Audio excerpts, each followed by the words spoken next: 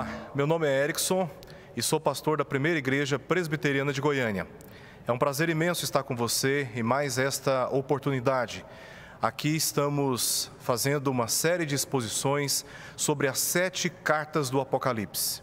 No vídeo anterior, nós nos preocupamos apenas em dar uma visão geral sobre o livro do Apocalipse e também sobre as 7 cartas. Todas elas foram destinadas por Cristo através do seu discípulo João, que se encontrava na ilha de Patmos.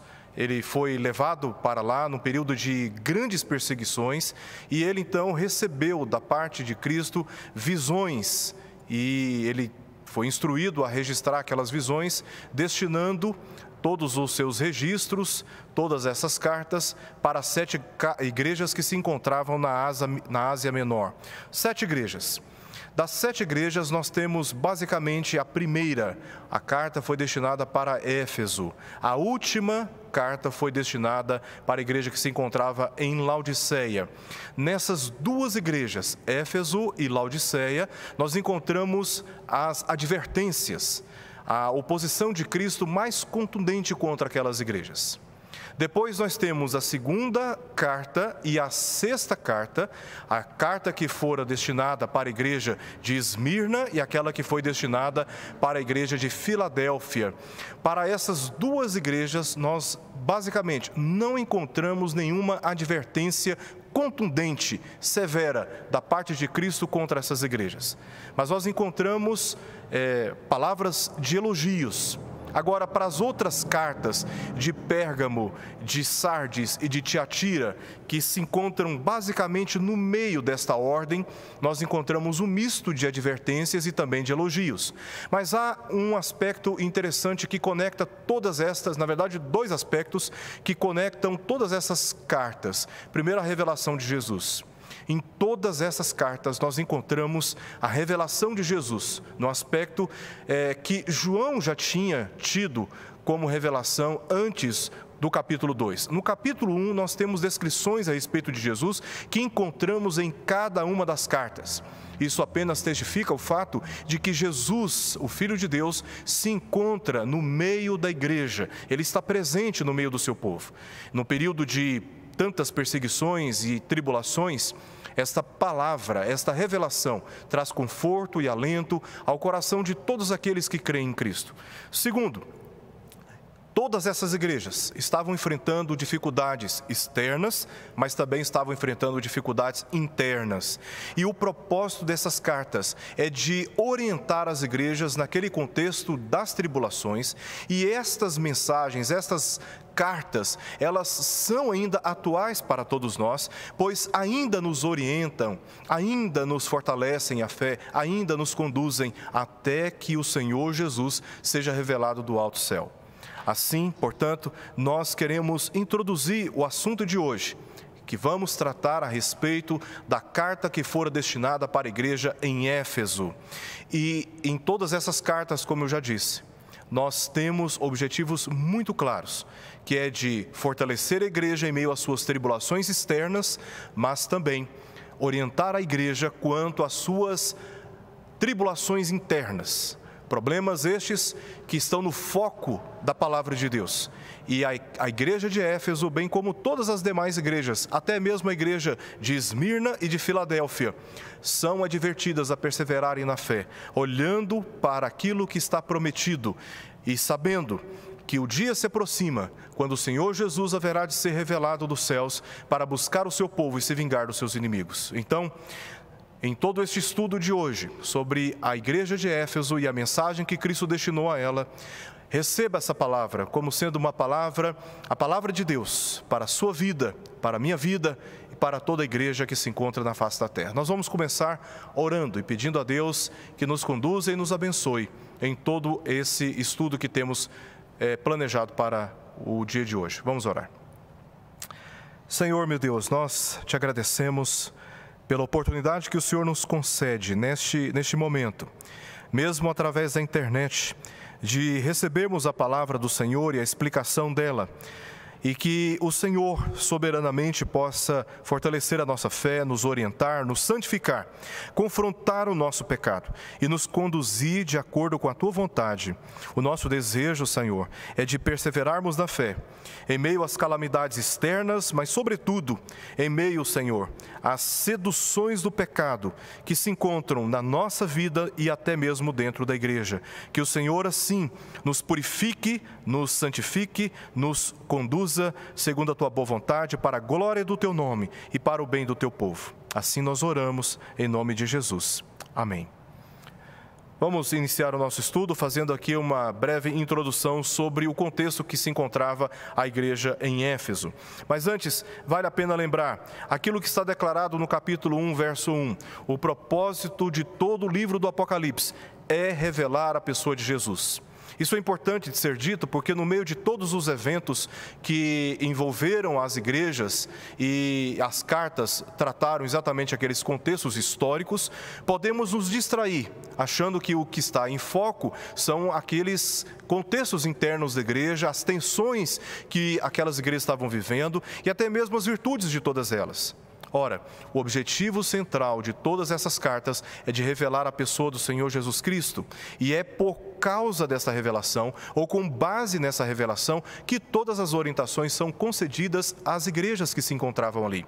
Esse é o objetivo central do livro de Apocalipse, e é com base nisso que nós lemos o capítulo 1, onde João nos apresenta uma introdução de todo o livro, o propósito e a visão de Cristo entre as igrejas. Depois, no capítulo 2 e também no capítulo 3, nós temos agora os capítulos que tratam as 7 cartas, antes de, no capítulo 4 e o capítulo 5, revelar o governo de Deus e também a autoridade do seu Filho Jesus Cristo. Em todo esse conjunto de capítulos que temos aqui, Jesus é revelado como glorioso entre as igrejas. E é isso que importa para nós. Como dissemos aqui no último vídeo, Jesus, ele orientou João quanto à estrutura de todo o livro do Apocalipse. João deveria escrever, como está dito no verso 19, as coisas que ele tinha visto, concernentes à revelação de Cristo que estava falando com ele. Nessa visão, João percebeu que ele se encontrava entre os 7 candeeiros e tendo na sua mão direita as 7 estrelas, ou seja, os 7 pastores que governavam ou que dirigiam, que pastoreavam as igrejas e eram seus representantes diretos. Essa interpretação se encontra no próprio capítulo 1 e quem dá essa interpretação é o próprio Cristo. Também no capítulo 1 nós temos a base dessa revelação sobre como Jesus agora atua dentro da igreja e quais são as suas mensagens específicas para cada uma das igrejas. Essa foi a visão que João teve a respeito daquilo que ele tinha visto. Mas agora as cartas estão relacionadas com aquilo que são, ou seja, os interesses e as necessidades do contexto atual do apóstolo João diante daquelas igrejas. Depois, a terceira estrutura do livro é aquelas coisas que hão de acontecer depois destas. Porque o livro é um livro profético que fala de questões que seriam realizadas além daqueles dias. O nosso foco, portanto, nessa série de estudos é aquilo que Jesus diz para João: escreve as coisas que são. Estamos aqui diante das cartas que João escreveu e enviou para aquelas igrejas. E isso nós encontramos no capítulo 2 e no capítulo 3 do livro de Apocalipse. A cidade de Éfeso, ela era a capital da província romana da Ásia, residência oficial do governador. Estava situada em um lugar privilegiado na costa do Mediterrâneo, a mais ou menos 5 quilômetros de um porto muito visitado e de uma importante via de comunicação com o interior da Ásia. Era uma cidade muito bem localizada, estrategicamente localizada, e a partir dela, então, poderia-se alcançar várias outras regiões do interior da Ásia a partir de uma via que conectava a cidade de Éfeso com as principais cidades da Ásia Menor, como nós vimos no vídeo anterior. Ela era considerada a segunda mais populosa do Império Romano. Ela tinha mais ou menos 200 mil pessoas e só perdia para a grande cidade de Roma naquele período. Nós temos agora um mapa mostrando todo o Império Romano, né? Toda a extensão do Império Romano, e aqui fica fácil para nós localizarmos a cidade de Éfeso, onde se encontrava bem na costa mesmo, ali da Ásia, e era banhada pelo mar Mediterrâneo. A cidade de Éfeso, ela era palco de intensa idolatria, principalmente pelo culto a Ártemis, Diana, assim como chamada pelos romanos. Isso é o que nós encontramos a respeito de Diana no capítulo 19 do livro de Atos, verso 24, capítulo 19, verso 24, 27 a 28 e também 34 a 35. Ela era uma deusa associada à natureza, a animais e à fertilidade, ao exagero e exploração sexual, uma das 12 do Olimpo. Tamanha importância desta divindade no panteão grego naqueles dias. E pelo culto ao imperador, no templo dos Sebastói, a família de Vespasiano, Tito e Domiciano, imperadores romanos, a cidade de Éfeso se tornou também bastante conhecida por causa justamente desse templo. Em Éfeso, a relação entre o culto a Ártemis e a religião estatal de Roma era bastante estreita. Era uma cidade, resumidamente, profundamente idólatra. E na sua idolatria, ela era também bastante comprometida com a imoralidade sexual e com o comprometimento, a aliança com o Império Romano naqueles dias. Então, o cristão, dentro desse ambiente, ele não tinha muita chance, ele não tinha muita liberdade, porque de um lado tinha os opressores políticos e, por outro lado, amparada pelas autoridades e pelo regime político, tínhamos a idolatria pressionando também a igreja. Ser crente naqueles dias, naquela cidade, era realmente um desafio imenso para qualquer cristão. Agora eu trago para todos vocês uma breve ilustração do que era o templo de Ártemis, ou Diana dos Efésios. Aqui nós temos um protótipo, mas aqui agora nós temos a ruína. Esse era o templo dedicado a Diana e que se encontra até hoje para visitas ali na cidade de Éfeso. Éfeso era também uma relevante sede do intelectualismo grego. Nós temos aqui ao lado a famosa Biblioteca de Celso, uma biblioteca muito conhecida naqueles dias, e até hoje as ruínas se encontram ali para turistas. Dá para se perceber que a biblioteca ela era muito grande, as pessoas ficam bastante pequenas próximas dessa biblioteca. O livro de Atos faz referência a duas visitas de Paulo a Éfeso. A primeira foi breve, isso está registrado no capítulo 18, verso 19 ao verso 21, mas a segunda se prolongou, como diz capítulo 19, verso 1 ao verso 20, e também no verso 31, se prolongou por 3 anos. Então, esta é uma das cidades que Paulo mais dedicou o tempo do seu ministério. A segunda cidade que Paulo dedicou mais tempo do seu ministério foi a cidade de Corinto. Mas a cidade de Éfeso foi a cidade que Paulo mais dedicou o tempo do seu ministério. Quando nós lemos, por exemplo, a Epístola aos Efésios, percebemos uma profundidade teológica distinta de outras epístolas. Isso se dá pelo fato de Paulo ter dedicado muito do seu tempo na doutrinação e no pastoreio dos crentes daquela cidade. A tradição cristã indica que João, ele viveu muitos anos em Éfeso, onde teria escrito o Evangelho, que traz o seu nome, o Evangelho de João, e as 3 epístolas atribuídas também ao seu nome, 1ª, 2ª e 3ª João. Nós vamos ler agora o texto de Apocalipse capítulo 2, verso 1 ao verso 7, onde nós temos o registro da mensagem de Cristo para a cidade de Éfeso, e o texto diz o seguinte: Ao anjo da igreja em Éfeso escreve: Estas coisas diz aquele que conserva na mão direita as 7 estrelas e que anda no meio dos 7 candeeiros de ouro. Conheço as tuas obras, tanto o teu labor como a tua perseverança, e que não podes suportar homens maus, e que puseste à prova os que a si mesmos se declaram apóstolos e não são, e os achaste mentirosos.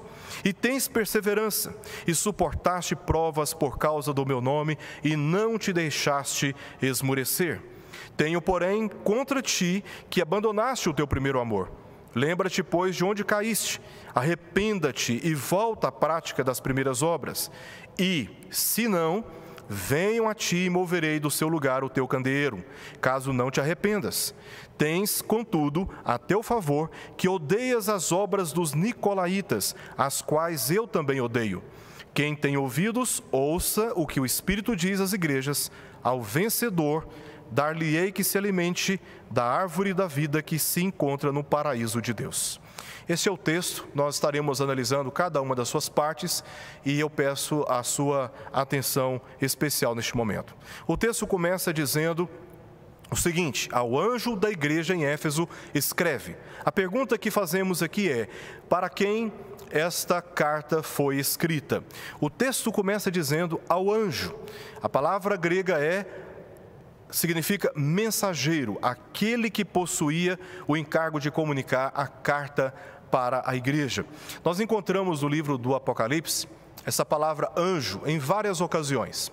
Contudo, a palavra anjo, ela pode se referir tanto a uma criatura espiritual, um anjo, uma criatura espiritual, como pode também se referir a uma pessoa encarregada de levar mensagens. É isso que significa a palavra anjo no grego, o mensageiro.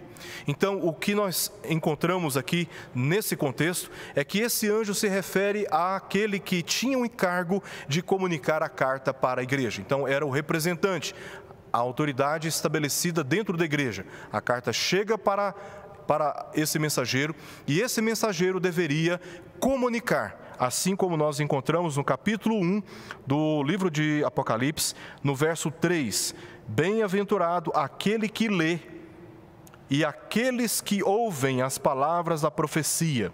Ou seja, aquele que lê, embora em algumas traduções a palavra aquele que lê se encontram no plural, originalmente essas palavras se encontram no singular, exceto o verbo aqueles que ouvem. Isso sim está no plural, porque a carta foi destinada, o livro foi destinado para pessoas específicas que tinham que comunicar a toda a igreja.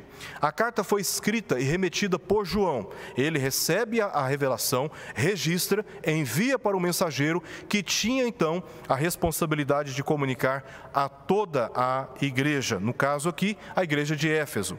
Então a carta ela foi escrita e remetida por João, mas ela foi endereçada por Cristo, porque o texto continua dizendo: estas coisas diz aquele que conserva na mão direita as 7 estrelas e que anda no meio dos 7 candeeiros de ouro.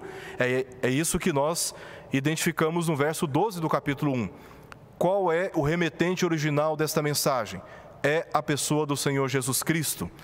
Ele detém poder sobre a igreja e habita no meio dela. Ele está no meio da igreja. Ele governa, ele reina soberanamente no meio da igreja. E é ele quem se dirige à igreja de modo direto e imediato àquela igreja. No verso 2 nós lemos: conheço as tuas obras, tanto o teu labor como a tua perseverança. Cristo declara conhecer a igreja. Ele conhece muito bem a igreja. Ele é onisciente. Ele sabe quais são os interesses da igreja e ele faz uma avaliação profunda, além da estética, além dos seus templos, além das suas programações, além da sua influência na sociedade. Cristo conhece profundamente a igreja, porque ele é soberano e tem ciência sobre todas as coisas. Nada escapa à sua atenção. E aqui nós vemos as percepções de Cristo a respeito da igreja. A primeira percepção, são 3 basicamente, a primeira percepção que nós temos aqui de Cristo sobre a igreja de Éfeso diz respeito aos seus trabalhos. Diz o texto: conheço as tuas obras, ou seja, suas ações ministeriais. Ele diz também conhecer o seu labor, tanto o teu labor. O que é o labor? É o trabalho realizado sob alta exigência. É aquele trabalho intenso, difícil de ser realizado. Não só as obras da igreja, mas também a condição que a igreja estava submetida para exercitar a sua vocação no meio daquele contexto. E termina dizendo no verso 2 ainda: como a tua perseverança. Cristo declara conhecer a perseverança, ou seja, a paciência daquela igreja para suportar a intensidade do trabalho, do seu testemunho naquele contexto. Também no verso 2, nós identificamos uma outra percepção de Cristo sobre a igreja. Cristo, ele está atento ao trabalho da igreja, mas ele também está atento à pureza da sua igreja.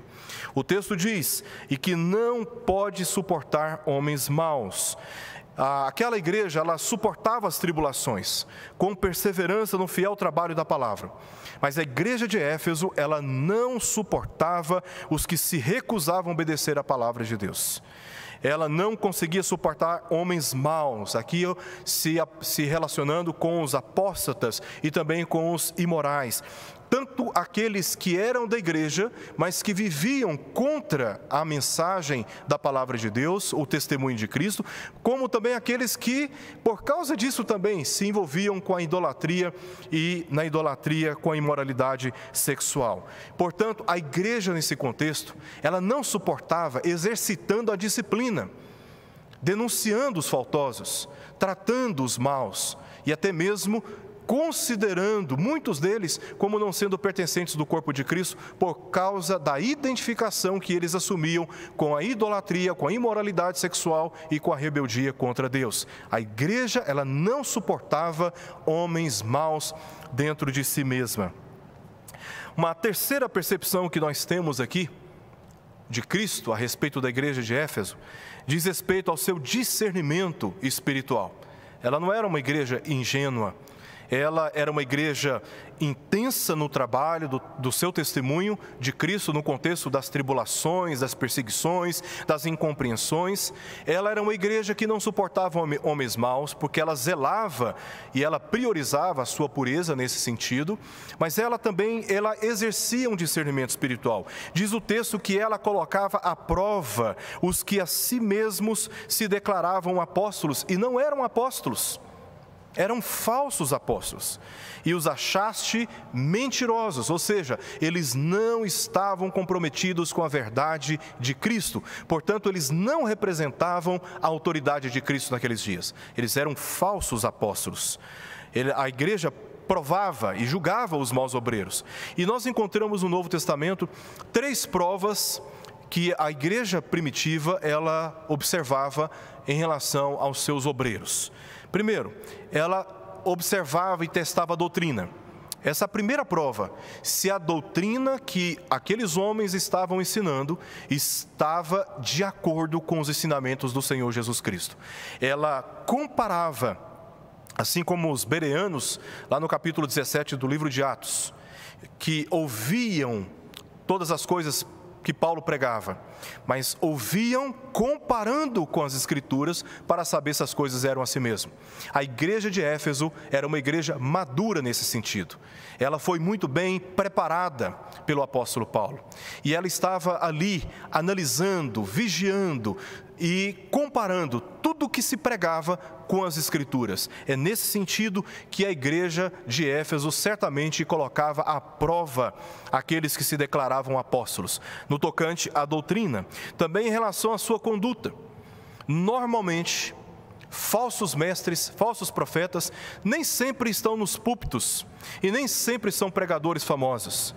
Falsos mestres, falsos profetas estão presentes dentro da igreja com as suas ideologias, dividindo opiniões, confundindo a doutrina dentro da igreja e colocando pessoas contra a própria liderança da igreja.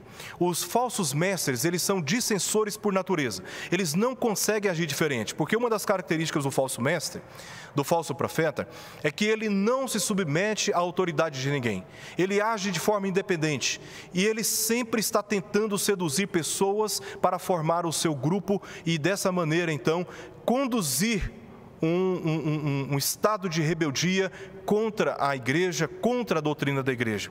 Então, nós encontramos, por exemplo, em Mateus capítulo 7, verso 15, 1 João 3, 10, 1 João capítulo 4, verso 8, essas observações, essas percepções quanto à conduta dos falsos mestres. Também a audiência deles, né? Quem é que dá ouvido a eles? Quem é que os seguem? Né? É importante porque pessoas sérias e tementes a Deus, que amam a palavra do Senhor, não seguem os falsos ensinos. Essas pessoas não se submetem a qualquer vento de doutrina. Então, uma das percepções que nós temos no Novo Testamento sobre como a igreja colocava à prova os falsos mestres era observando a sua audiência, o núcleo de pessoas que apoiava, né, esses mestres. E isso é importante para ser observado, inclusive, nos nossos dias, na minha igreja e também na sua igreja. Qual é a audiência, né? Quem realmente está seguindo essas pessoas? São pessoas tementes a Deus, sérias na doutrina evangélica, ou são pessoas superficiais, maldizentes, rebeldes e que não se importam com a verdade? Essa era uma das características que a igreja primitiva observava no tocante aos falsos mestres.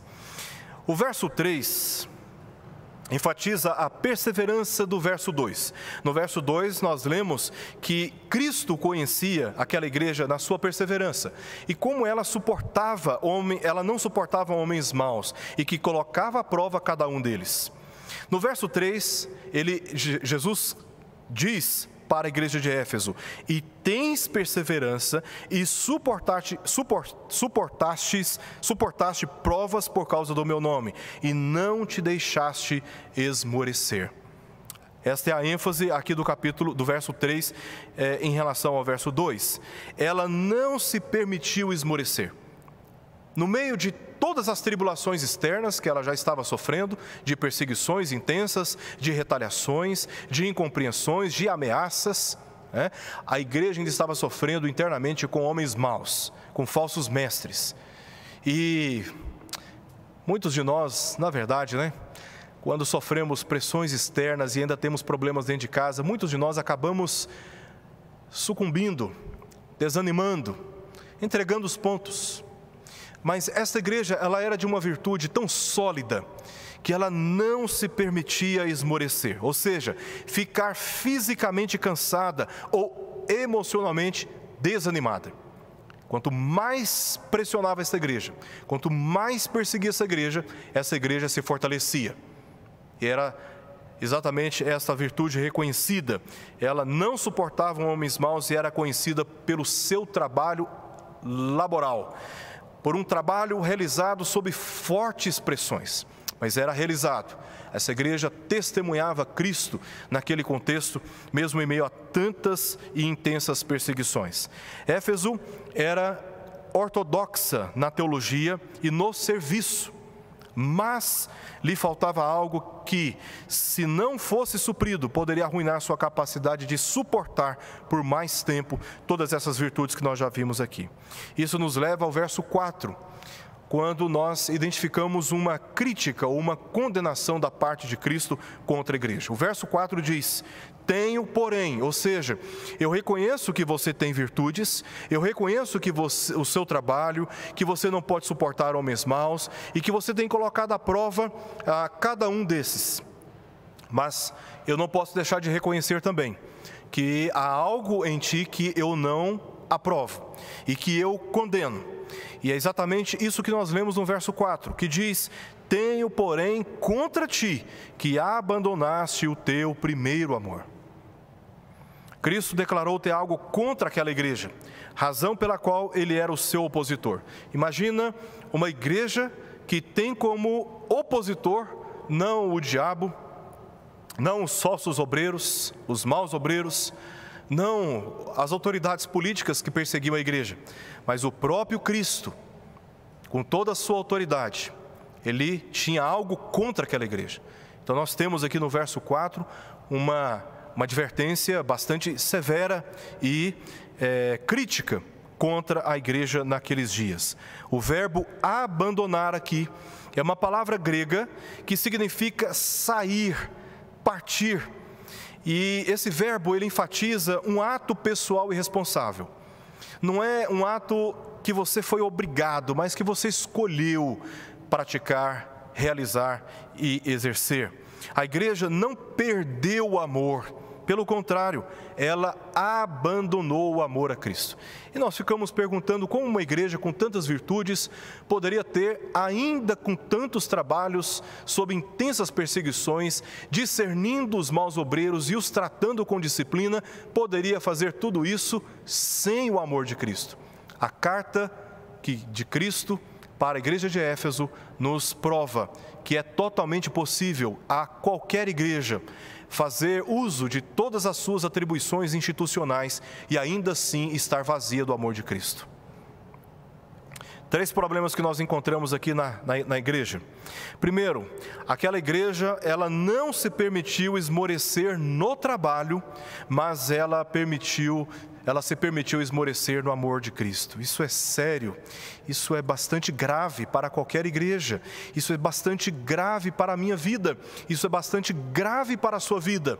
Nós sermos vigorosos no trabalho e nós sermos desanimados, descomprometidos e vazios do amor ao Senhor da nossa vida.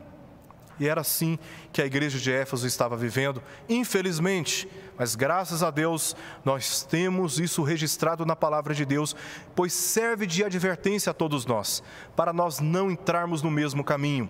E se já entramos por esse caminho, ainda há tempo de nos arrependermos. É isso que nós veremos mais adiante. O segundo problema que nós vemos aqui é que, para manter as obras, menosprezou a aliança, inverteu as prioridades. Isso que nós chamamos de mau pragmatismo, quando valorizamos mais o resultado das obras do que os princípios que devem regê-los. E aqui, qualquer um de nós está sujeito a enveredar por um caminho que Cristo não aprova. Quando invertemos em busca de números, em busca de reputações, em busca de aprovações alheias, em busca da sustentação dos nossos empregos, podemos nos submeter a essas tentações, negociando a doutrina de Cristo, negociando a verdade de Deus, negociando o verdadeiro testemunho da palavra de Deus, para ter audiência, para ter arrecadação e para ter o nosso nome reconhecido. Seria trágico para qualquer igreja e seria trágico para qualquer pastor entrar por esse caminho das seduções materiais, físicas e vaidosas, se esquecendo do essencial, que é o amor a Cristo e a fidelidade à sua palavra. E esta igreja, ela menosprezou a aliança e inverteu as prioridades. Em terceiro lugar, seu trabalho gradualmente passou a ser meramente mecânico, sem intimidade com seu Senhor. Ela era uma igreja ativa, era uma igreja comprometida com um testemunho, mas ao mesmo tempo ela não tinha intimidade com seu Senhor. Ela escolheu abandonar o seu amor a Cristo, e isso é bastante sério. Olha que nós lemos, por exemplo, de Cristo em Marcos, capítulo 3, versos 13 ao verso 15. Depois subiu ao monte e chamou os que ele mesmo quis, ele chamou. E qual foi a finalidade primeira de Cristo ao chamar os seus discípulos? Eles vieram para junto dele. E então, verso 14, designou 12 para estarem com ele, e só depois para os enviar a pregar e a exercer a autoridade de expelir demônios. A primeira exigência de Cristo diz respeito à intimidade. Os discípulos tinham que andar com Cristo, estar com Cristo, ouvir Cristo, ter intimidade com Cristo, para depois serem designados a realizarem obras. Ou seja, o ser, a intimidade, o princípio, deve antecipar as obras, as metas, os números. E quando nós invertemos isso, nós criamos um problema espiritual grave dentro da igreja. Podemos ser uma igreja bastante ativa, vigorosa nas boas obras, mas ao mesmo tempo reprovadas no meio de todas elas pelo Senhor da igreja. A intimidade com Cristo vem em primeiro lugar. Então, diante desta severa advertência de Cristo contra a igreja agora recebe uma palavra de conselho. E essa palavra está no verso 5. Lembra-te, pois, de onde caíste, arrependa-te e volta à prática das primeiras obras. A igreja de Éfeso, na aparência, era muito espiritual, por ter sido vigorosa nas obras. No entanto, era culpada de um pecado muito sutil e oculto. Esse é um pecado difícil de ser percebido, ele é meio que subjetivo mesmo, que é a falta de amor por Deus.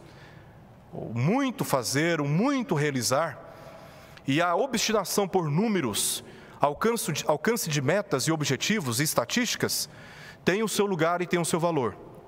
Mas quando isso passa a ser o mais importante do que a intimidade com Deus, quando isso passa a ser mais importante do que o amor a Cristo, aí sim nós temos um problema muito grave na nossa vida como igreja.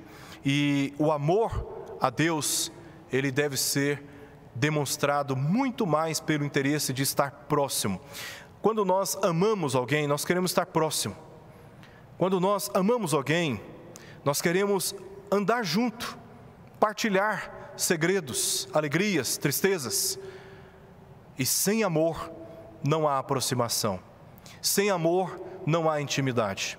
Sem amor não há companheirismo. Sem amor não há lealdade, mesmo quando todos nós estamos juntos. Mesmo quando todos nós estamos próximos uns dos outros. Porque o amor é o verdadeiro vínculo capaz de sustentar todas as relações. E sem amor por Cristo, aquela igreja, ela estava apartada. Por isso o verbo que se encontra aí no nosso texto, o verso 4 diz, ela tinha abandonado o seu primeiro amor. Ela tinha se apartado, se separado da intimidade com Cristo, seduzida pelas obras possivelmente. Mas o Senhor vê e conhece a sua igreja profundamente. Por isso a advertiu. Verso 5, primeira parte, lembra-te. Primeira palavra de Cristo para aquela igreja, lembra-te. Este é um chamado para o autoexame, uma autorreflexão crítica, a reconhecer a sua verdadeira condição. Lembra-te, eu devo olhar para trás, fazer um autoexame. Você deve olhar para trás e fazer também uma autorreflexão crítica. Lembra-te de onde caíste. Não podemos confessar adequadamente o pecado se não o discernimos adequadamente. O verbo cair aqui se encontra no tempo perfeito. Isso significa dizer que este verbo indica um ato completo com resultados existentes. Ou seja, é um ato que foi realizado no passado, mas os seus efeitos continuam sendo percebidos e sentidos, experimentados continuamente. Não se trata de um estado, de uma igreja caída, mas uma igreja que estava vivendo todos os efeitos desse pecado ainda. Sua condição era de queda, provava e julgava os maus obreiros, mas internamente a sua condição era de queda, pois faltava o principal, o fundamental, o amor por Deus e não meramente ações corretas. Você pode fazer na sua vida tudo de forma correta, atender as pessoas, tomar as decisões corretas, você pode cuidar da sua família, administrar bem as suas finanças, você pode atender adequadamente às suas responsabilidades profissionais, você pode cumprir rigorosamente as suas funções eclesiásticas dentro da igreja, cuidando do ministério, se ocupando com preparações de estudos, você pode fazer tudo de forma correta, mas se a sua motivação não for correta, tudo que você está fazendo é reprovável diante do Senhor, porque o amor deve ser a base, o princípio, e é este amor a Cristo que deve reger todas as nossas ações. E aquela igreja deveria rever o seu passado, suas práticas, seus procedimentos, suas motivações, a fim de perceber, no meio de tantas obras, onde ela tinha perdido o seu amor por Cristo. Segundo, o principal é a comunhão com Deus, e não apenas uma firme unidade institucional. É a firme comunhão com Deus, mais do que uma firme comunhão institucional. A comunhão com Deus vem em primeiro lugar. Importa conhecer a Deus e fazê-lo conhecido. Segunda advertência de Cristo para a igreja. A primeira advertência, lembra-te. Segunda advertência, arrependa-te. Aqui o verbo significa, o verbo grego é metanoel, que significa mudar o modo de pensar. Se para um hebreu Na língua hebraica, a palavra que traduz arrependimento diz respeito a uma mudança de comportamento. Você está andando numa direção, você percebe que está no caminho errado e você muda a direção, tem uma linguagem mais prática. Para a língua grega, a palavra correspondente ao arrependimento tem a ver com a mudança de pensamento, a mudança de raciocínio, uma mudança de propósito, uma mudança de decisão. Porque o grego entendia que se nós mudarmos o nosso pensamento, nós mudamos a nossa conduta. Então, toda mudança de comportamento começa com a mudança de pensamento, uma mudança de conceito. E aqui a palavra é exatamente nesse contexto: mudança, conversão, alteração do modo como a igreja estava se vendo e vendo também o próprio Cristo. Significa reconhecer a decisão, opinião ou a condição anterior como errada, aceitar e seguir em direção a um caminho novo e correto em seu lugar. Terceira palavra de conselho de Cristo para a igreja de Éfeso naqueles dias, mas também para nós nos nossos dias, é esta: e volta à prática das primeiras obras. Esse é o terceiro conselho. Ou seja, faça o que fazia no início. O arrependimento tem aqui a indicação do novo caminho que deve ser trilhado. Não se trata de uma reformulação das atividades. Vamos agora replanejar as nossas ações. Não, é uma renovação completa, uma renovação espiritual. Primeiras obras aqui diz respeito a uma palavra grega, protos, que significa primeiro no tempo, lugar ou posição. Ou seja, essas primeiras obras retratam o início da vida de um cristão, mas não inclui aquelas primeiras ações na vida de um crente, consideradas mais importantes. Ou seja, você, uma vez convertido pelo poder do Evangelho, a sua primeira atitude, a sua primeira ação é de buscar a Deus, é de ter comunhão com Ele, mais do que simplesmente realizar obras. Aliás, muitas pessoas, quando convertidas, elas se sentem inseguras de tocar naquilo que é sagrado para Deus, porque elas se sentem ainda incapacitadas para lidar com responsabilidades dentro da igreja. É esse sentimento que precisamos ter, esse sentimento de que nós estamos na presença de Deus como verdadeiras crianças, mesmo quando nós não somos capazes de realizar absolutamente nada. Tudo que nós queremos é o afago da nossa mãe, é o afago do nosso pai, é a presença deles. E essas são as obras para as quais a igreja deveria rever na sua história, voltar ao início das suas primeiras obras, da sua responsabilidade de buscar a Deus e de ter intimidade com Deus em primeiro lugar, mesmo que as suas obras não fossem impressionantes. João relaciona primeiras obras como necessidade de voltar ao primeiro amor.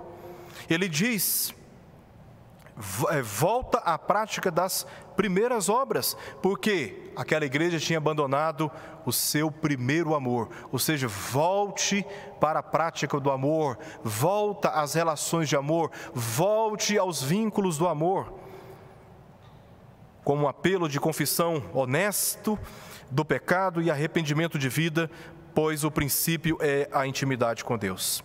Ainda no verso 5 nós lemos: e se não, venho a ti e moverei do seu lugar o teu candeeiro, caso não te arrependas. A outra alternativa para a igreja, caso não se lembre, se arrependa e volte ao primeiro amor, é a remoção do seu candeeiro. Trata-se de um juízo divino sobre a igreja. Ela perderá a capacidade de suportar a luz, ela perderá a sua autoridade espiritual. No meio de tantas obras, ela perderá o seu reconhecimento devido e legítimo de ser verdadeiramente luz do meio das trevas. A falta do amor a Deus apagará seu testemunho, pois o candeeiro não pode ser aceso se lhe falta azeite, assim como a igreja não pode brilhar nas trevas sem estar cheia do poder do Espírito Santo. Uma igreja vazia das virtudes do Espírito, do fruto do Espírito, mesmo ativista, mesmo sendo uma igreja frenética nas obras, mesmo sendo, como nós falamos no inglês, workaholic, uma igreja intensamente envolvida com obras, reconhecidamente boas para os homens, se não tiver amor, se não tiver o poder do Espírito, essa igreja, ela está vivendo uma esterilidade espiritual e o pior, sem perceber, no meio de tantas ocupações, nem se dar conta que ela já perdeu o amor a Deus e agora ela está apenas viciada a uma mecânica ministerial voltada e impulsionada para impressionar as pessoas ou alimentar a vaidade de determinados líderes religiosos, infelizmente. E aí, uma vez que Cristo faz um elogio à igreja, faz uma severa advertência, agora ele faz uma referência positiva novamente à igreja. É o que nós lemos no verso 6. Tens, contudo, a teu favor, que odeias as obras dos nicolaítas, as quais eu também odeio. Esse é o segundo elogio. Cristo tem algo contra a igreja. Ela abandonou o primeiro amor, mas tem algo a seu favor. Aquela igreja odiava as obras dos nicolaítas.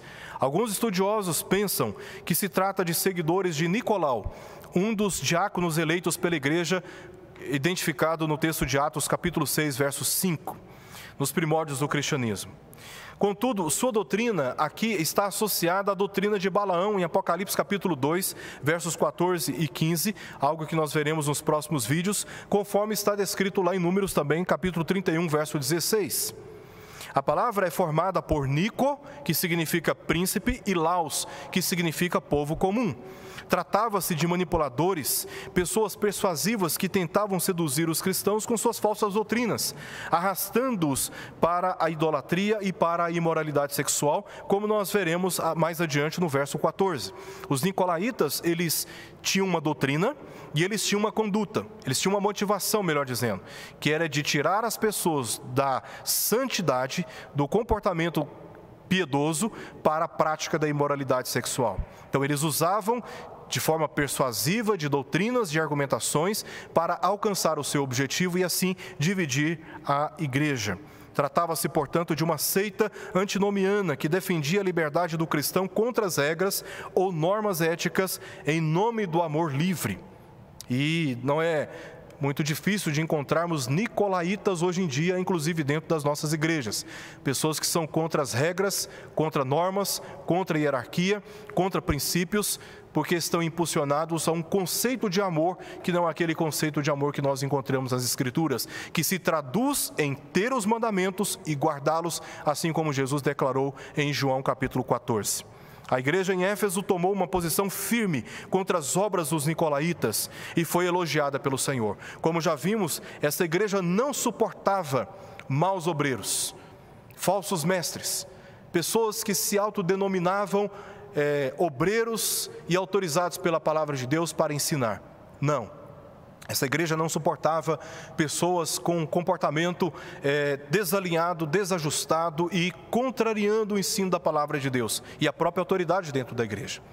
E esses falsos mestres, eles eram tratados de forma firme pela própria igreja, porque ela, como diz o texto, odiava a obra dos nicolaítas. E agora, no verso 7, último verso desse texto, nós encontramos um apelo final. Diante disso tudo, o apelo é: quem tem ouvidos, ouça o que o Espírito diz às igrejas. Esse é um chamado amoroso para ouvir o que o Espírito Santo está ensinando nas 7 cartas, e não apenas na carta que nós temos aqui de Éfeso. A tradução literal diz: o tiver ouvido, ouça o que Espírito fala para as assembleias. Esta é, portanto, a tradução literal do texto. Notamos que o substantivo ouvido se encontra no singular, mas o que o Espírito diz é para as igrejas plural. Ora, no início, lemos que a carta era para Éfeso. A questão é que essa carta ela seria lida também em todas as demais igrejas, porque o registro aqui do livro de Apocalipse era um registro só. As cartas estavam separadas, mas era um registro só. Era um conjunto de escritos, de manuscritos, que deveriam percorrer todas as 7 igrejas da Ásia. Portanto, este texto, destinado de forma pessoal e direto à igreja de Éfeso, seria lido também entre outras igrejas da Ásia. Então, esta mensagem é para todas as igrejas. Essa mensagem é para todas as igrejas do nosso dia. Essa mensagem é extremamente atual para todos nós. Essa mudança quanto ao número amplia o apelo de cada mensagem e todas as igrejas a todas as igrejas, porque as mensagens são representativas e aplicáveis a todas.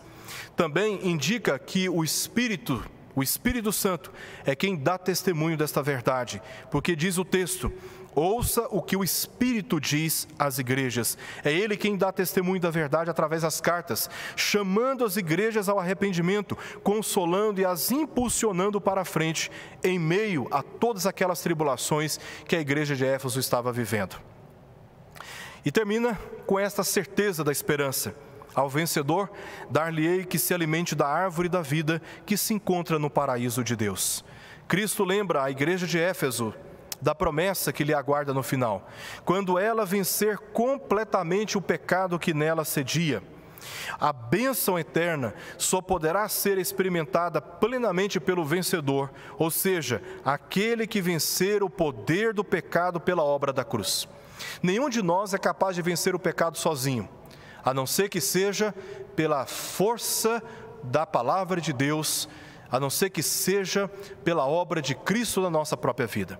O texto de Romanos 8, 31 a 39 deixa bastante claro como a obra de Cristo é determinante para que com Ele sejamos reconhecidamente mais do que vencedores. Se não for por Cristo, se não for pelo nosso sincero arrependimento aos pés de Cristo, que expia os nossos pecados, que nos justifica dos nossos pecados, que nos livra dos enganos e que nos fortalece no meio de todas as pressões, sejam elas externas, sejam elas internas, se não for por causa de Cristo e a atuação do Espírito Santo na nossa vida, todo o nosso esforço cai num vazio, como tantas obras da igreja de Éfeso já tinha, na verdade, estavam dando testemunho da sua falta de amor a Cristo, no meio de tantas obras, tanto comprometimento.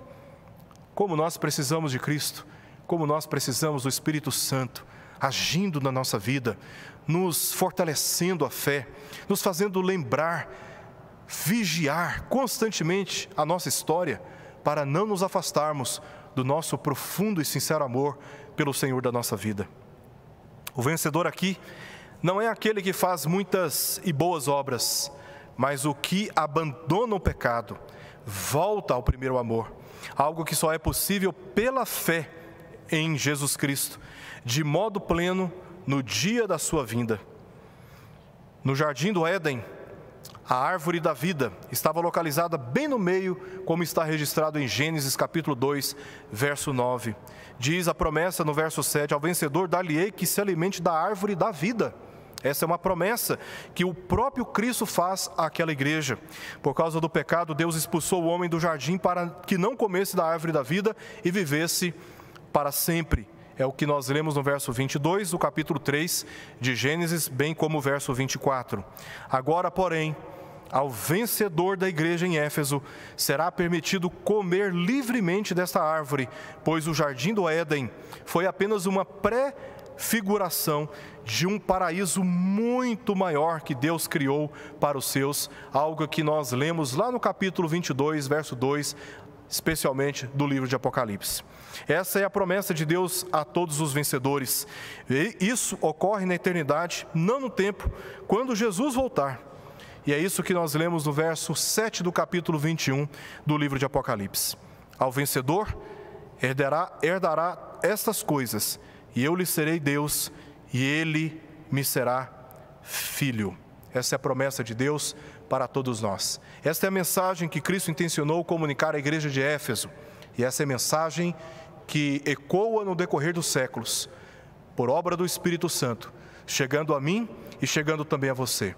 Que Deus possa colocar no seu coração essa palavra e fazê-lo refletir sobre ela, cuidando para que você não perca o amor a Cristo no meio de tantos afazeres, de tantos compromissos, de tantos objetivos, que a intimidade do Senhor seja algo tão precioso que você seja capaz de recusar qualquer tentação de perder a oportunidade de cultivá-la. Que Deus abençoe a sua vida, que Deus abençoe a nossa vida como igreja e que, olhando para o testemunho da igreja de Éfeso, sejamos uma igreja forte, vibrante, cheia do Espírito de Deus e que tenha um testemunho irrefutável de amor a Cristo em toda e qualquer circunstância. Mesmo quando estamos vivendo um período de pandemia no mundo inteiro, de muita aflição e angústia, que nesse momento nos lembremos das promessas contidas na palavra de Deus para todos aqueles que confiam em Cristo Jesus como o Senhor da sua vida. Que Deus nos abençoe, nós estaremos orando. Eu peço que, por gentileza, você, por um instante, feche os seus olhos e vamos orar. Senhor, nós te agradecemos pela tua palavra e te pedimos que por ela o Senhor possa fortalecer a nossa fé e nos conduzir como igreja, observando o testemunho da igreja de Éfeso, a fim de andarmos pelo caminho que o Senhor requer de cada um de nós. E que o teu nome seja glorificado, não apenas pelas nossas obras, mas sobretudo, Senhor, pela nossa intimidade contigo, pelo nosso verdadeiro comprometimento com o Senhor. Nós rogamos por isso e oramos em nome de Jesus. Amém.